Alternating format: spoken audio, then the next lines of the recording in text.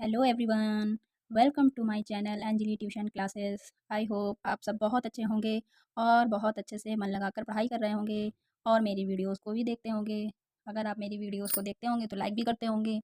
चलिए, ये सब तो ऐसे ही बातें हो गई। देखिए, एक्सरसाइज 3.5 शुरू करने से पहले ये जो दो क्वेश्चन बचे हुए हैं एक्सरसाइज 3.4 के, इनकी मैंने शॉर्ट वीडियो तो डाल दी है, लेकिन यहाँ पर हम लोग इसको बहुत अच्छे से समझेंगे एक एक चीज़ कि इस क्वेश्चन में आखिर क्या कह रहा है और इसको कैसे सॉल्व करेंगे। ठीक है, दोनों एक्सरसाइज 3.4 में बाकी जो क्वेश्चन थे वो बहुत बेसिक से क्वेश्चन थे, लेकिन ये दो क्वेश्चन थोड़ा सा अलग हटके हैं, यूनिक क्वेश्चन है। तो आइए देख लेते हैं कि आखिर क्या है इस क्वेश्चन में। तो क्वेश्चन है कि एक संख्या 12 से विभाज्य है तो वो किस अन्य संख्या से सदैव विभाजित होगी। मान लीजिए कि अगर कोई जैसी संख्या है वो 12 से विभाज्य है, तो ये जो अभी हमने नंबर मानी है ये और किस संख्या से विभाजित होगी। तो विभाज्यता वाले जो नियम होते हैं उसमें बताया था मैंने कि अगर कोई भी नंबर 1 से विभाजित है, मतलब जिस नंबर से विभाजित है, तो वो उसके सारे फैक्टर्स यानी गुणनखंड से भी विभाजित होगी। संख्या में जो 12 से विभाजित है वो और भी किस संख्या से विभाजित हो जाएगी। तो अब 12 के जो गुणनखंड होते हैं वो मैंने बहुत बार आपको बताया है। कैसे निकालते हैं? 12 के गुणनखंड निकलते हैं जिस के ये टेबल में आता है, मतलब कि जिस से ये विभाजित हो जाएगी। 1 से सदा हमेशा विभाजित होगी, 2 के पहाड़े में आती है, 2 से 2 छंग 12। जैसे ही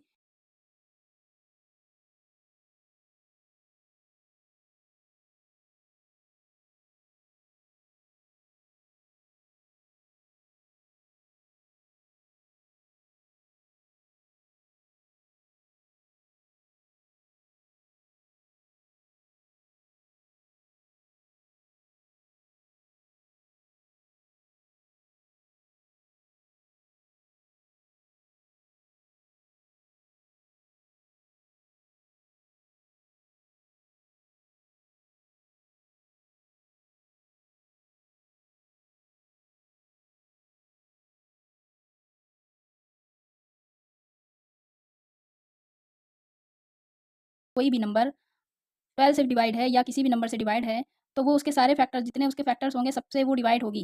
और फैक्टर्स निकालना मैंने आपको बताया था, जिसके ये टेबल से विभाजित हो जाएगी, मतलब जिसके टेबल से ये क्या हो जाएगी, डिविजिबल हो जाएगी।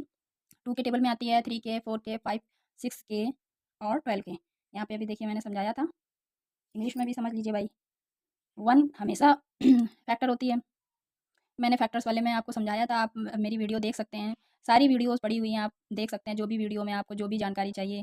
और अगर आपको कोई डाउट होता है तो आप प्लीज़ कमेंट सेक्शन में मुझसे कुछ भी पूछ सकते हैं, ओके? और वीडियो अच्छी लगती है तो शेयर भी किया करिए, ओके? ठीक है, 2 के टेबल से डिविजिबल हो जाएगी, 3 के टेबल से डिविजिबल हो जाएगी, 4 से हो जाएगी, 6 से हो जाएगी और 12 से भी हो जाएगी। These are factors of 12, so the number is divisible by also the factors of 12, okay? तो बस इस क्वेश्चन में यही था। क्वेश्चन नंबर 7 आपका क्या है? पहले हिंदी में समझ लेंगे और फिर हम लोग उसी को इंग्लिश में समझ लेते हैं। तो क्वेश्चन आपका ये है कि एक संख्या 5 और 12 से विभाज्य है और कौन सी संख्याएं हैं जिससे ये सदैव विभाजित होगी। सदैव मतलब कि कोई भी संख्या है, अगर हमें अच्छा कोई भी नंबर दी नहीं जा रही है, सबसे मेन तो समस्या ये है।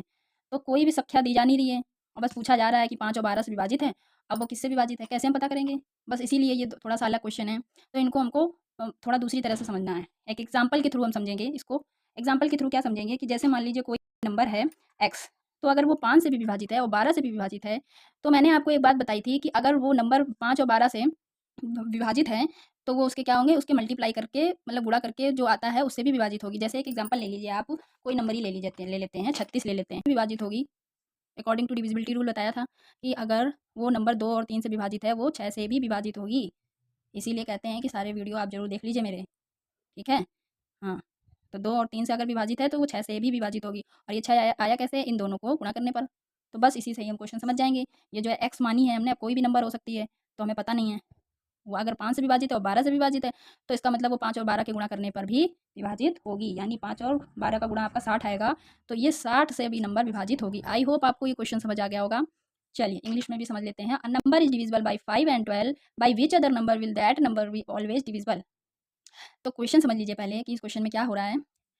ये कह रहा है कि मान लीजिए कोई भी लेट करनी है आपको, नंबर आपको यहाँ पे दी नहीं हुई, गिवन नहीं है, तो आपको नंबर क्या करनी है, लेट करनी पड़ेगी। और वो 5 और 12 से अगर डिविजिबल है, तो वो और किस अदर नंबर से भी डिविजिबल होगी, ये जो नंबर आपने लेट करी है। अब ये कैसे हम जान पाएंगे? तो ये एक आप एग्जाम्पल के थ्रू समझ सकते हैं। अकॉर्डिंग टू डिविजिबिलिटी रूल आपको पता है कि अगर कोई भी नंबर 2 या 3 से डिविजिबल है, तो 36 अगर 2 3 से डिविजिबल थी, तो इन दोनों का गुणा करने पर भी यानी मल्टीप्लाई करने पर भी ये 6 से डिविजिबल थी। 2 से भी डिवाइड हो जाती है, 3 से भी हो जाती है, 6 से भी हो जाती है। और 6 आता कैसे? मल्टीप्लिकेशन करने पर 2 और 3 का वही यहाँ पर कर देना है। 5 और 12 का आपस में मल्टीप्लाई कर देना है और पता चल जाएगा हमको कि ये आपके मल्टीप्लिकेशन से आपकी ये जो नंबर है डिविजिबल है।